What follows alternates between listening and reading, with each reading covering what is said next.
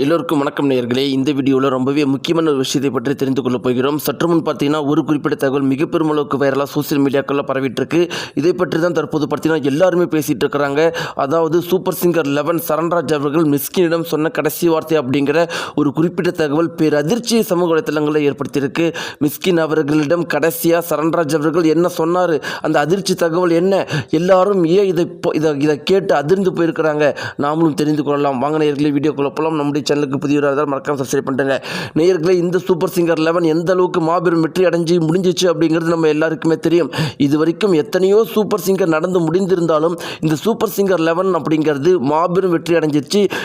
இந்த குறிப்பிட்ட விஷயத்தை நான் சொல்லலை, இது விஜய் டிவியே சொன்னதா ஒரு குறிப்பிட்ட தகவல், உறுதியான தகவல் இருக்குது. அதில் என்ன இருக்குது அப்படின்னு பார்த்தீங்கன்னா, இது வரைக்கும் எத்தனையோ சூப்பர் சிங்கர் சீசன் நடந்திருந்தாலும் இந்த 11 சீசன் வந்து எங்களுக்கு மிக பெரும் அளவுக்கு ஸ்பெஷலான சீசன். அதற்கு முக்கியமான காரணம் இதோடைய டிஆர்பி ரேட்டிங் உச்சத்தை தொட்டிருக்குது.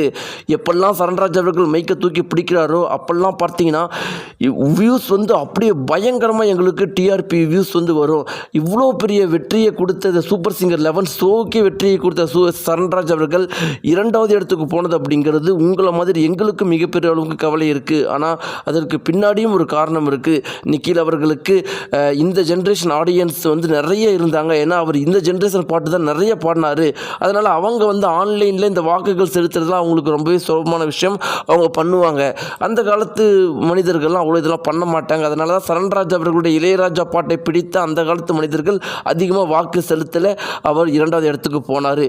ஒரு பாட்டு, இந்த காலத்து பாட்டோ இல்லை ஒரு சீசனில் ஒரு 2-3 பாட்டு பாடியிருந்தாருன்னா சரண்ராஜுக்கு மிகப்பெரிய அளவுக்கு ஃபேன்ஸ் பட்டாலும் இந்த காலத்து ஜென்ரேஷன் வந்திருப்பாங்க. கண்டிப்பாக அவர் வந்து ஃபஸ்ட் இடத்துக்கு வந்திருப்பார் அப்படிங்கிறதுல மாற்றுக்கிறதே கிடையாதுன்னு சொல்லிட்டு விஜய் டிவி அவர்கள் சொல்லியிருந்தாங்க.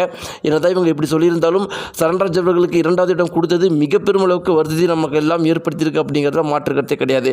ஓகே நேயர்களே, இதெல்லாம் இப்படி இருக்கிறப்ப அடுத்து முக்கியமான விஷயம் என்ன அப்படின்னு பார்த்தீங்கன்னா, இவருக்கும் மிஸ்கினுக்கும் உள்ள ஒரு தொடர்பு என்ன அப்படின்னு பார்த்தீங்கன்னா, மிஸ்கின் அவர்கள் வந்து ஒரு விஷயத்தில் சொல்லியிருந்தார், இந்த மோதிரம் வந்து உனக்குப்பா, இந்த மோதிரம் வந்து ஏன் நான் உனக்கு கொடுக்குறேன் அப்படின்னா, என்னுடைய மகள் அவளுடைய முதல் சம்பாதியத்தில் எனக்கு வாங்கி கொடுத்த மோதிரம், இதை நான் உனக்கு கொடுக்குறேன். அதற்கு காரணம் என்னென்னா, உன்னை மாதிரி பாடுற ஒருத்தரை நான் வாழ்க்கையில் பார்த்ததே கிடையாது. அந்த அளவுக்கு உனக்கு திறமை இருக்குது, நீ வாழ்க்கையில் கண்டிப்பாக போகுவேன், உனக்கு நான் மோதிரம் போடுறது எனக்கு பெருமையாக இருக்குது அப்படின்னு சொல்லியிருப்பார். மேலும் மிஸ்கின் அவர்கள் வந்து சரண்ராஜை இந்த வரி எனக்கு மறுபடியும் பாடி காட்டுங்க, இந்த வரி எனக்கு பாடி காட்டுங்க அப்படின்னு கேட்டே இருப்பார். இந்த மாதிரி மிஸ்கின் அவர்கள் யாருமே கேட்க மாட்டார்.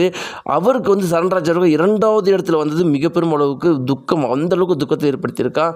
இப்படி இருக்கிறப்ப மிஸ்கின் அவர்கள் சொன்னதாக அந்த தகவல் என்ன இருக்குது அப்படின்னு பார்த்தீங்கன்னா, பொதுவாக எத்தனையோ பாடுறவங்க நான் பார்த்துருக்கிறேன். அவங்களுக்கெல்லாம் அதிகபட்ச வாழ்க்கை ஆசை வந்து இந்த படத்துக்கு பாடணும், இந்த ஹீரோவுக்கு பாடணும், டாப்பில் இருக்கிற 4 ஹீரோவுக்கு பாடிட்டா அவங்களுடைய வாழ்க்கை லட்சியம் சரியாக போய்டும். ஆனால் இந்த ஒரு சின்ன பையனுக்கு அதாவது வந்து சின்ன மனிதர்களையும், அதாவது வந்து கடைநிலையில் இருக்கிற மனிதர்களுடைய வாழ்க்கையை வந்து தூக்கி விடுற மாதிரி பாட்டுகள் பாடணும் அப்படிங்கிறதையே லட்சியமாக கொண்டிருக்கிறான்.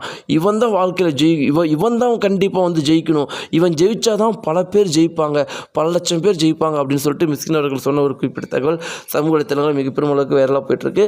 இதை பற்றி நான் உங்களுடைய கருத்துக்களை மறக்காமல் தெரிவிங்க. நீங்கள் யாருக்கு சப்போர்ட் பண்ணுறீங்க? நிக்கிலுக்கா, சரண்ராஜுக்கா, திஷாதனாவுக்கா, மீனாட்சிக்கா? உங்களுடைய கருத்துக்களை கீழே கமெண்ட் பாக்ஸில் மறக்காமல் தெரிவிங்க. நன்றி.